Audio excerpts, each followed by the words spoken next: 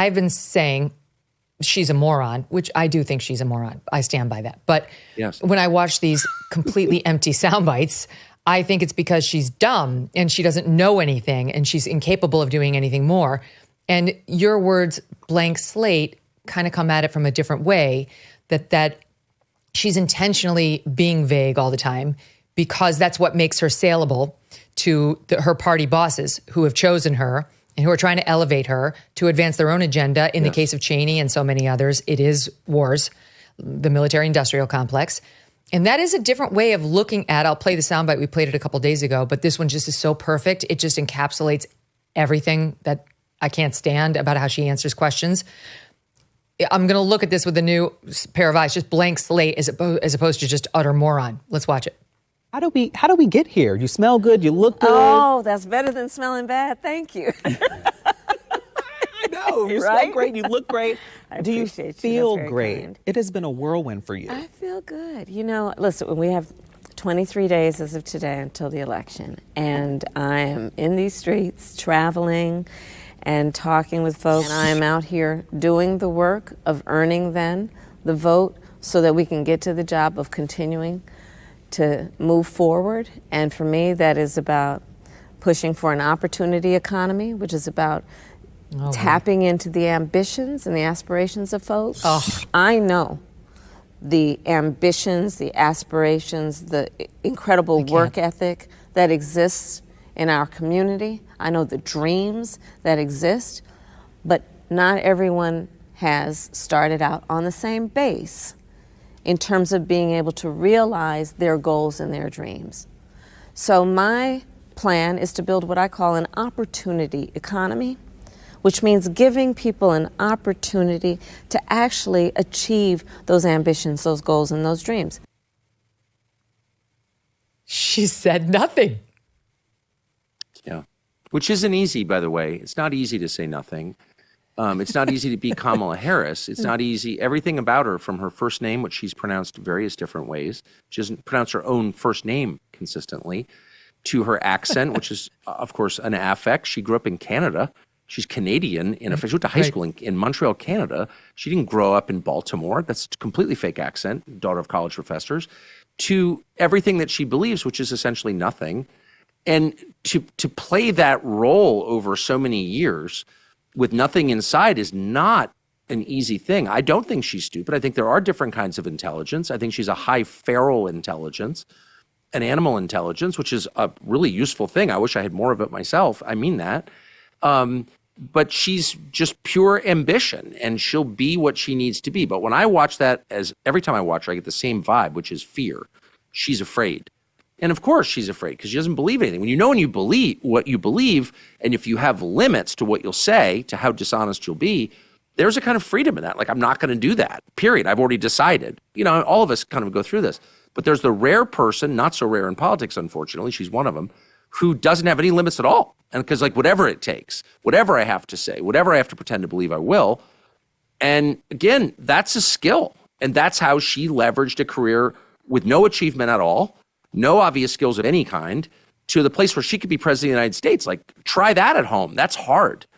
So I do give her credit for that. I think it's been a really difficult, super unpleasant, joyless journey with no real personal relationships, a husband who she kisses with a mask on. Like, imagine living that life. Seriously.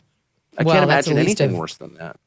That's the least of the problems with the husband. I mean, the husband's got serious issues, which honestly, it's driving me insane. Can I ask you what you think of that? Yeah, I believe every word of it. Of the Emhoff stories? Yeah, I do too. Yes, so first of all, we know that he cheated on the first wife and impregnated the child's nanny.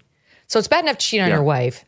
Then you cheat with the child's nanny. So you're jeopardizing an important relationship in the child's life, right? Like, presumably, the nanny matters to the child, and you're about to blow up your marriage. So some stability with the caretaker would be nice, but you're screwing that up too because you're screwing the nanny.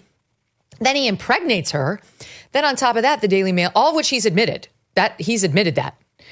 Then on top of that, the Daily Mail comes out with a second report saying he bragged to his next girlfriend that he made the nanny sign an NDA and paid her $80,000 to stay quiet because, or at least in connection with this, she lost the baby under circumstances that she blames him for. We don't know exactly what happened, but the Daily Mail reports that there was an emergency at the nanny's home, that EMTs were called, and that it was a serious emergency. And after this, she blames him for losing the baby that he impregnated her with. This is all behind the back of the first wife. So then, in that second report, the Daily Mail reveals, this he hasn't admitted to, that he found a girlfriend in 2012, 18 months before he met Kamala.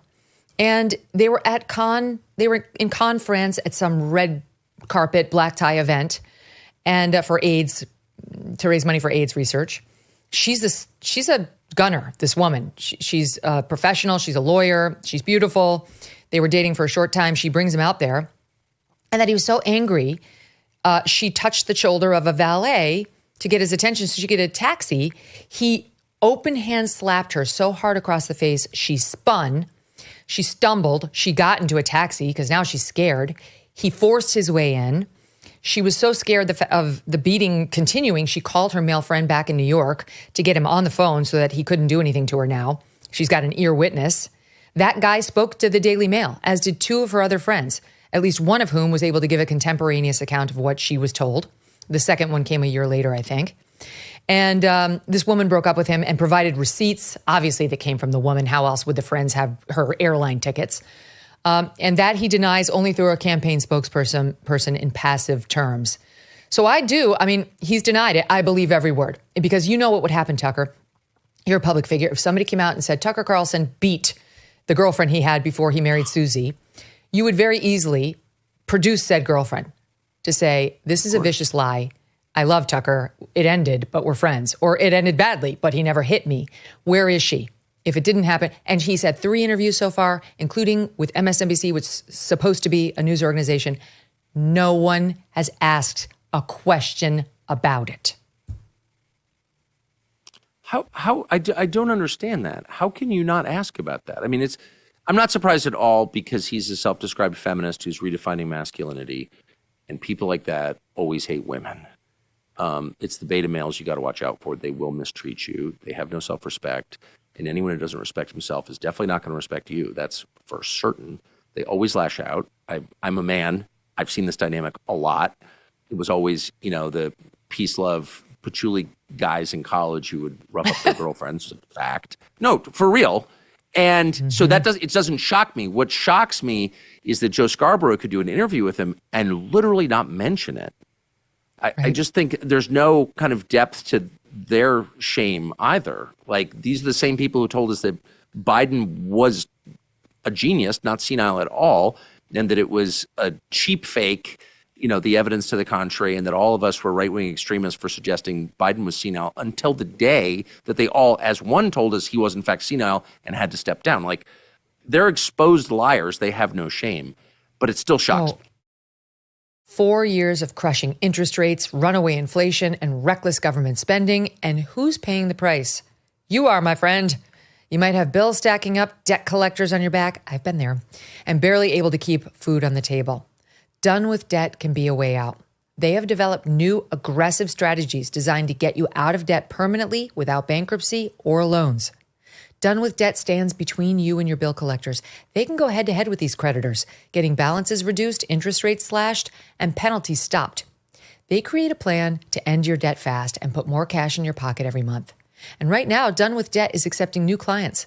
But you need to act fast. Some credit relief programs expire. Before you even consider making another payment, consider a visit to donewithdebt.com or call 1-888-322-1054 right now. 1-888-322-1054. Speak with one of their debt relief strategists for free. Just go to donewithdebt.com. That's donewithdebt.com. Thanks so much for watching. If you like what you just saw, hit the subscribe button for more clips and full episodes.